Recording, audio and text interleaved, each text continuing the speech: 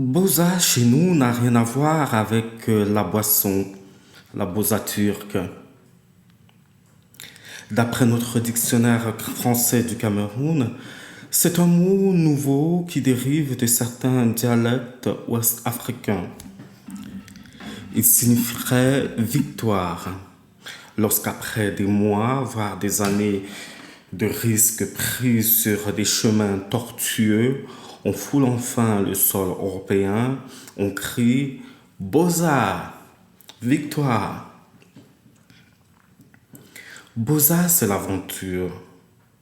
Tout un périple complexe qui mène les Bozailleurs par petites étapes du Cameroun jusqu'en Europe.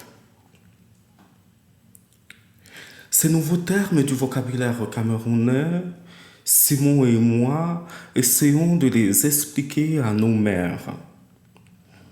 Je suis surpris qu'elles ne les connaissent pas. Roger n'est de loin pas le premier à tenter sa chance dans ce type d'aventure. Malgré le déprimant retour des beaux ailleurs malchanceux, rien n'entame la ferveur des partants. Tous les jours, parce qu'ils ont été recalés à la suite d'un ou deux refus de visa, des jeunes décident de Boza. Les réseaux sous-régionaux s'organisent et sont de plus en plus puissants. Certaines familles cassent leur tirelire. Des années d'économie. Elles payent cher un marabout ou un pasteur évangéliste pour bénir à l'investissement. On espère que le Bozailleur retrouvera vite sa place sous les lumières du Nord et reviendra ici les poches lourdes. Amen. On répète, n'est-ce pas que le blanc lui-même a dit que tous les chemins mènent à Rome? Alors laissez les gens choisir leur part de route. Si Tabouanga est assise à côté de sa sœur amie, elle lui tient la main et de temps en temps la lui caresse. Maman a les yeux rivés au sol, elle est absente. À un moment donné, elle essuie ses joues. Simon, sa mère et moi nous en rendons compte. Le silence. Nous ne savons plus comment la consoler. Depuis la mort de papa, maman parle, un vrai moulin, ou bien elle se tait. Pas un soir où elle ne pleure, ne demande au bon Dieu ce qu'elle a bien pu lui faire pour mériter ça. Quelquefois, depuis ma chambre à coucher, j'entends ces interminables lamentations entrecoupées de longs sanglots.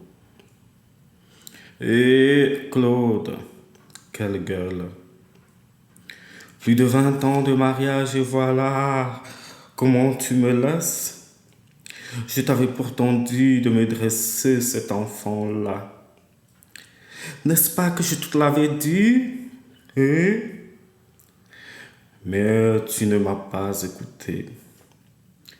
Tu m'as laissé le sale boulot à moi toute seule.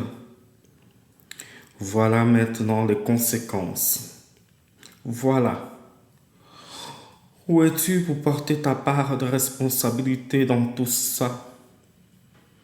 Tu es où, ah Claude? Elle toussate, se mouche, puis continue. Ah, les hommes, s'ils nous écoutaient seulement un tout petit peu comme ça. J'ai toujours connu maman forte. Elle décidait, papa suivait. Il arrivait qu'il s'oppose à elle. Oui, oui, ça arrivait quelquefois, mais à la fin, il capitulait. Maman le chante, que son mari était comme son lit. Elle l'avait dressé de telle façon qu'elle puisse s'y reposer. Elle lui disait souvent, je suis l'arbre, tu es l'oiseau. Envole-toi comme tu veux, tu reviendras seulement te poser sur mes branches. Ou encore, je suis la station d'essence, tu es la voiture. Roule, roule, mon connard, et à la fin, tu reviendras sauf que me consommer. Papa est mort. Elle continue de lui parler. Souvent, elle invective comme un gamin zélé, surchauffé de haine, qui promet bagarre et coups à son camarade de classe. Elle menace. En tout cas, Claude, toi et moi, nous réglerons nos comptes au paradis. C'est moi qui te le dis. Sûr, bizarrement, qu'on lui réserve la meilleure partie du ciel et que son mari déjà l'y attend. Voilà, c'était la lecture d'un extrait de Loin de Douala. Voilà, un texte que vous trouverez aussi désormais en anglais. Une lecture que j'ai faite pour parler justement du Beaux-Arts. Ça fait pratiquement une vingtaine d'années que ce thème est entré en littérature. Des textes continuent d'être écrits sur cette question, plusieurs facettes, dont celle que je présente dans ce livre. Mais on voit que cela ne retient pas les candidats. Voilà, les candidats sont de plus en plus nombreux à partir. On a des images, nous recevons des images juste incroyables. Des personnes qui quittent leur pays, dont le Cameroun, pour pour l'Europe et qui décident de partir à pied. C'est vraiment quelque chose d'hallucinant quand on pense à l'histoire noire, notamment avec l'esclavage. De quoi se demander si en réalité certains dirigeants africains ne sont pas en train d'eux-mêmes, par leur politique désastreuse, de vendre leurs jeunes en esclavage comme cela se passait il y a un temps. Mais c'est pas ça.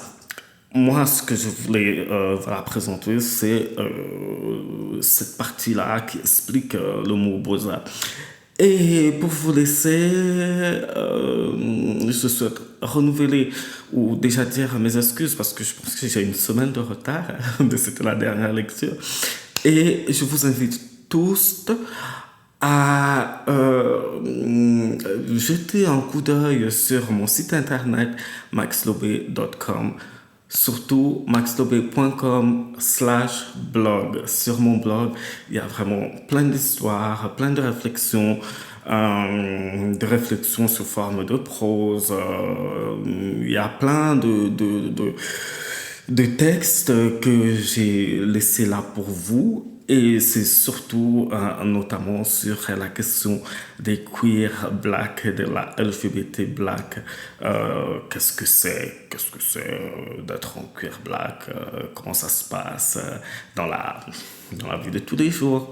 Voilà, c'est ma petite contribution pendant cette période très difficile. Et ça me permet aussi de rester en contact avec vous, de travailler, de creuser les sujets qui m'intéressent au plus haut point. Et peut-être une bonne nouvelle très bientôt, le retour de Geneva Africa avec un nouveau pays. Ça, je vous le ferai savoir le moment venu. Voilà, merci beaucoup encore et tous les livres, les miens que j'ai lus sont disponibles. Vous pouvez les trouver partout et dans plusieurs langues. Je vous embrasse. Ciao, ciao.